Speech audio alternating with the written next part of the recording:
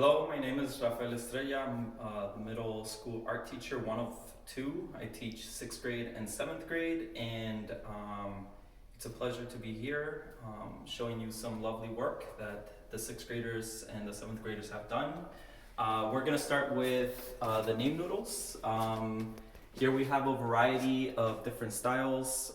The students are able to work with different types of calligraphy and fonts, and the purpose of this is to kind of introduce them to art at the beginning of the school year, just to kind of warm up. And we use Zentangles to cover up the negative space behind, leaving the positive space and actual name part visible. And so we highly encourage them to work around this area and also start to talk and think about composition and making sure they use this narrow format.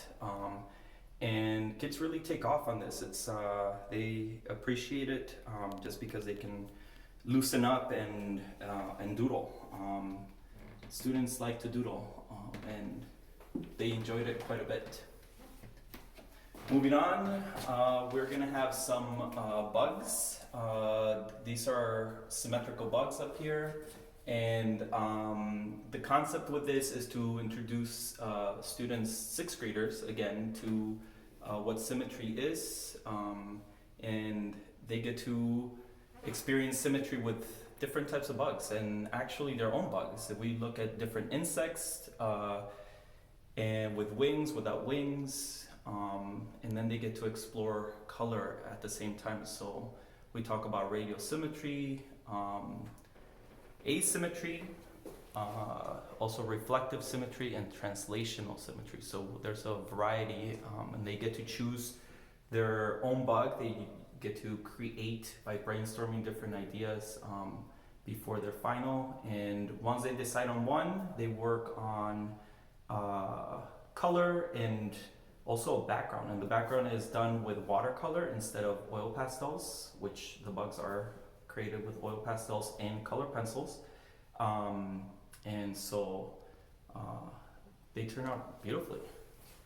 Moving on to 7th grade, we have these hands, and this is the first project that 7th graders start the year with in the fall. And it's a good introduction to observational drawing and also like just drawing technique, just in general. We highly emphasize composition plus value, contrast, and I started allowing students to introduce an object with their hands. For those students that feel like they want a little bit more of a challenge, and so you can see the variety of hands here. Students really think about the object, that also has some significance to them. It's not just a random object. And they are able to explore this concept of realism too, along with this hand. Plus, we talk about left brain, right brain research, and what Betty Edwards, author of How to Draw with the Right Side of Your Brain, talks about, and how we can all be artists, how we can all become artists, and they really take up on that, and they start to loosen up again, just kind of encouraging them to be very positive about their artwork and open-minded about it. So as you can see, they're very thoughtful and creative. And after that, we move on to monochromatic painting, and these are an object.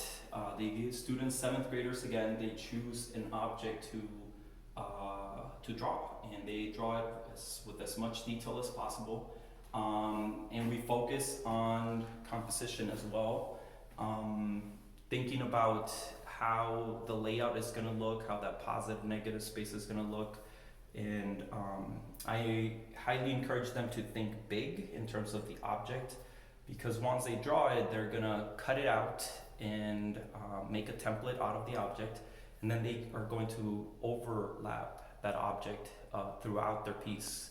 And that's what creates these really cool spaces and shapes and which they get to fill in with color. And as you can see, they think about opposites, colors that are opposite on the color wheel, so complementary colors. So we get to talk a little bit more about color theory, and they pick one color for their main object, which is the object with the most detail, and then the rest is the opposite color. So for example, we have red object here, a sushi with chopsticks, and then the background is green. So that's one of those examples. We have a cassette, for those of you that know what a cassette is, and the main object is a cassette itself, and then it's orange, but then the background is all these beautiful values of blue. So they get to learn how to mix one color with black and white to get shades and tints. And as you can see, they really took off with this project. It's a wide variety. And then finally, we have down here below these few examples. I call this project Complete the Picture. And this is where students really get an opportunity. These are 7th graders again. They get an opportunity to really explore their imagination. And there's very few parameters, very few guidelines. And all they have to do is find a 1" by 1" magazine cutout that I hand them out, and they get to pick. I don't pick for them. And then I hand them this white piece of paper that is 12 inches by 12 inches, and they can place that 1" by 1" square anywhere on that piece of paper, and then they get to complete their picture.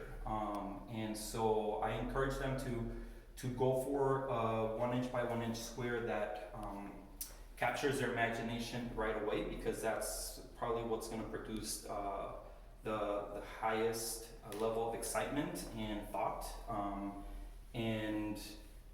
As you can see, they can take it in any direction. They can use any medium. So some of these are oil pastel with color pencil. Some of them are oil pastel with paint, color pencil with paint, watercolor.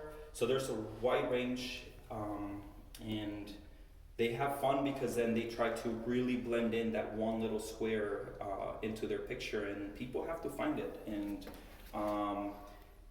it's kind of fun to see other people interact with them as they're trying to seek this little square. And I'm just glad to be here and being able to show all of this incredible work that is created at the middle school.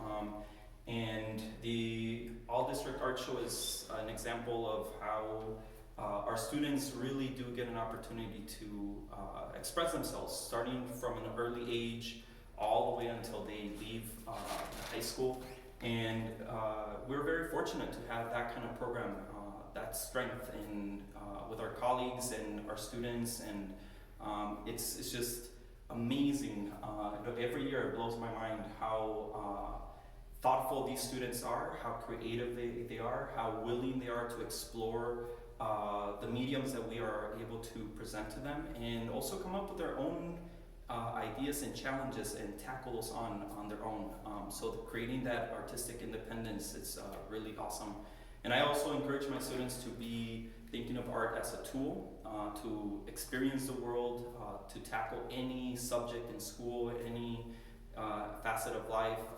Art is a beautiful, beautiful medium and a tool for experiencing all of that, and a beautiful lens to see it. And here's an example of that. And I can't say enough of all the work again. So it's really a pleasure to be here again, showing this and sharing this with you. And I hope you enjoy all that we have to offer, and yeah, just have a great time experiencing it with us. Thank you.